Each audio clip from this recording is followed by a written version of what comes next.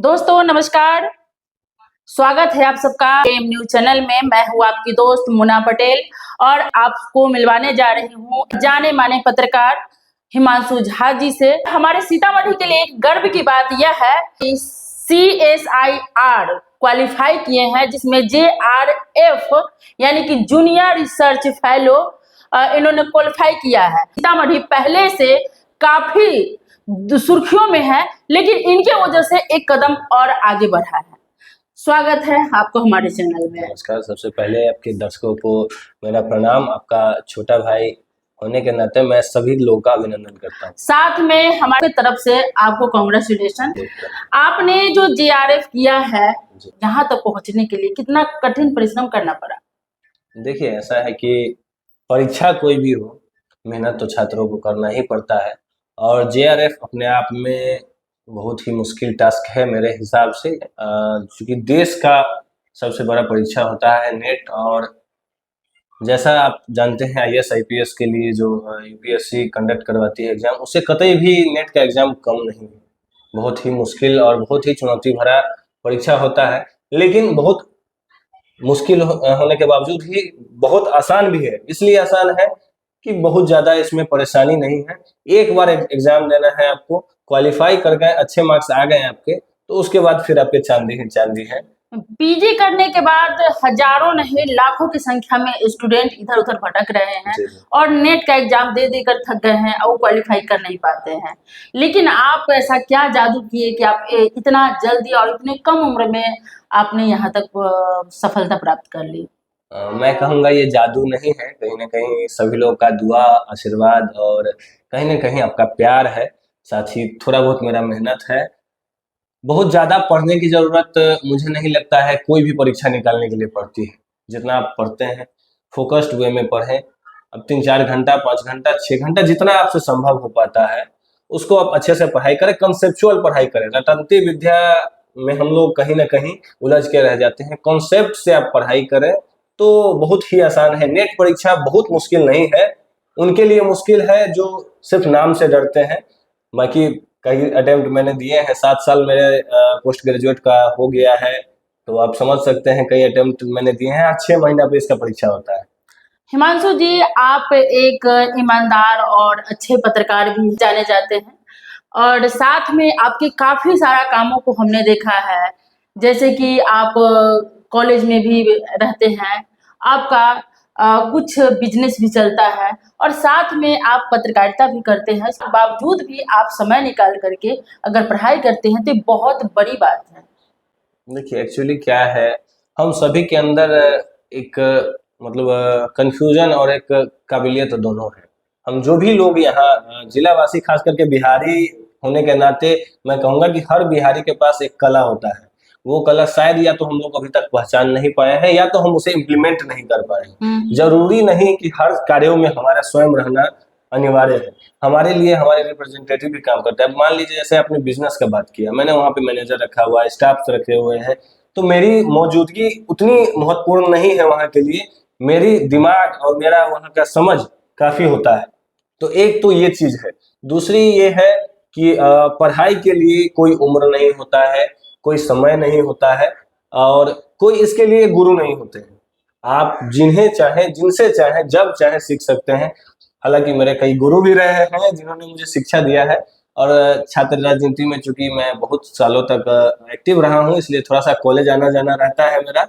परंतु ये कहीं ना कहीं शिक्षा से जुड़े हुए होने के नाते, चूंकि मेरे पिता, मेरे दादाजी सभी लोग रिटायर्ड सेवानिवृत्त शिक्षक हैं, तो थोड़ा सा शिक्षा से लगाव है, इसलिए वहां भी आना जाना लगा रहता है। हिमांशु जी, हमारे दर्शक जानना चाहेंगे कि इतना देर से बात हो रही है लेकिन हमें पता नहीं है कि रहने वाले कहाँ के हैं, तो आप कहाँ के रहने वाले हैं, दर्शकों को बता दें। एक्चुअली सीतामढ़ी जिले में परिहार प्रखंड में एक गांव है धरहरवा। काफी मुझे लगता है जाना माना गांव है। कई हमारे गांव से IAS IPS और कई सारे बड़े पोस्ट में, बड़े ओहदे में रह चुके हैं। सीतामढ़ी के कई प्रख्यात डॉक्टर, कई प्रख्यात प्राध्यापक मेरे यहाँ के हैं। तो गर्व के साथ मैं कहूँगा कि मैं धरहरवा का ही रहने वाला हूँ, परंतु विगत 15-20 वर्षों से सीतामढ़ी के ही ब्रह्मर्षि नगर में मेरा रहना होता है। यहीं से मैंने इंटर से लेके स्नातकोत्तर तक की पढ़ाई श्री राधा कृष्ण गोविंदा महाविद्यालय से किया। आपने कहा आपके दादाजी रिटायरमेंट पा चुके हैं, जी। पापा क्या करते हैं? पापा भी रिटायर्ड टीचर हैं। अच्छा, रिटायर्ड टीचर हो जी, गए। शिक्षा से थोड़ा हम अब लोग का परिवार का जुड़ाव है।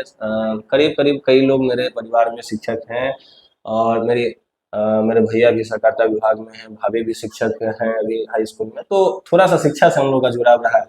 मम्मी? मम्मी गृहिणी है, घर में अच्छा। खाना बना करके हम लोग को पूरी तरीके से एक कहिएगा तो गाइड करने का काम, पूरी तरीके से एक ऊर्जा देने का काम माताजी का रहता है। हिमांशु जी, आपने जेआरएफ निकाला है और एक प्रोफेसर के लिए आप जहाँ भी चाहे वहाँ प्रोफेसर बन सकते हैं, अप्लाई कर सकते हैं। तो आप आगे क्या करना चाहते हैं? सबसे पहले तो मैं पीएचडी में दाखिला लूँगा, देखता हूँ कहाँ-कहाँ से संभव हो पाता है। अभी जहाँ-जहाँ फॉर्म निकलेगा वहाँ मैं डालूँगा, जहाँ हो जाए वहाँ से पीएचडी करूँगा। साथ ही लेक्चरशिप के लिए जहाँ से भी वैकेंसी आता है, कई सारे विश्वविद्यालय में वैकेंसियाँ आती रहती है, वहाँ से लेक्चरशिप के लिए ट्राई करूँगा। फिलहाल तो मेरा प्लान यही है। आगे फिर भारत सरकार मुझे स्टाइपेंड भी कुछ देगा इसके बाबत, तो उसका भी इस्तेमाल मैं अपने पढ़ाई में करूँगा और निश्चित भारत सरकार के द्वारा जो मुझे दिया गया है उपाधि जेआरएफ का, मेरा मेहनत और आप लोगों का प्यार, उसको मैं भविष्य में शायद अच्छा कर पाऊँ, इसके लिए प्रयास करूँगा मैं। बहुत सारे स्टूडेंट निराश हुए रहते हैं, उसके लिए क्या कहेंगे आप? देखिए निराशा तो होती है, मैंने भी कई बार इसको झेला है। कई बार 0.5, 0.25 नंबर से लोगों का कट ऑफ से नीचे होने के कारण छूट जाता है और कई बार किस्मत भी साथ देती है आपकी। कई बार कुछ क्वेश्चंस आपके डिसीजंस गलत होते हैं, नेगेटिव मार्किंग हो जाती है, या कई बार ऐसा होता है कि आपने क्वेश्चन ऐसे अंदाज से आपके हिसाब से जो सही उत्तर है उस पे आपने मार दिया और वो सही निकल जाता है। तो ये किस्मत, लगन, मेहनत और एक तमाम आपका जो कहिएगा, मैं थोड़ा-सा चूँकि अध्यात्म से भी जुड़ा हुआ हूँ, तो कहीं न कहीं भगवान का भी इसमें बहुत बड़ा एक रोल होता है और लोगों का आशीर्वाद और प्यार तो इसमें काम आता ही है। तो सब कुछ को मिला कर के ही आपके अंदर एक जज़्बा बनता है। तो जो भी छात्र निराश होते हैं, उनको मैं आग्रहपूर्वक कहूँगा कि निराश नहीं हों। हो सकता है कि आपका ये अगला प्रयास आपकी पूरी ज़िंदगी को बदल के रख दे। जैसे मैंने अभी इस बार एग्ज़ाम दिया, मैं पूरी तरीके से डिमोटिवेट हो चुका था। कुछ लोगों ने मुझे मार्गदर्शन किया, कुछ लोगों ने मुझे इसके लिए प्रोत्साहित किया कि नहीं आप एक बार और परीक्षा दीजिए, हो सकता है इस बार आपका अच्छा रैंक आ जाए या निकल जाए। तो मेरे गुरु भी हैं, अमृत सर हैं, यहाँ गोयनका कॉलेज में ही पोस्टेड हैं, वो भी जेआरएफ हैं, बहुत अच्छे शिक्षक हैं। और भी हमारे माता-पिता, मेरे भाई, मुझसे बड़ा भाई है, उन लोगों ने भी काफ़ी मोटिवेट किया है।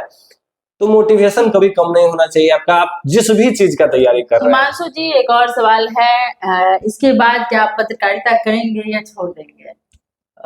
ये थोड़ा-सा मुश्किल सवाल है, क्योंकि 6 महीना अभी मुझे कोर्स वर्क करना है, पीएचडी में दाखिला लूँगा, तो 6 महीना तो कम से कम मुझे नहीं लगता है कि मैं सक्रिय रह पाऊँगा। देखते हैं उसके बाद क्या होता है, जंग अभी जारी है, तलाश इससे भी बेहतरीन की है, तो देखते हैं। इसमें अभी मैं जवाब नहीं दे पाऊँगा, देखते हैं जो भी होगा अच्छा होगा, इसके लिए आश्वस्त हूँ मैं।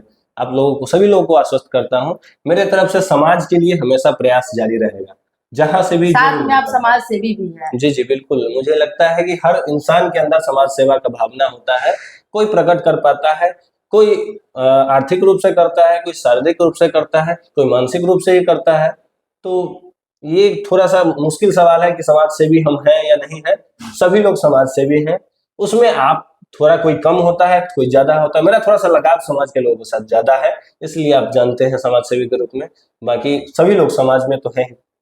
चलिए, थे हमारे साथ हिमांशु झा जी और ये हिंदुस्तान के एक बहुत ही चहेते और बहुत ही ईमानदार और अच्छे पत्रकार हैं। तो आपको भी अगर इनसे कुछ पूछना हो तो आप कमेंट बॉक्स के माध्यम से पूछ सकते हैं। लेकिन फिलहाल अगले एपिसोड में फिर आपसे हम मिलते हैं किन्हीं और इंटरव्यू के साथ।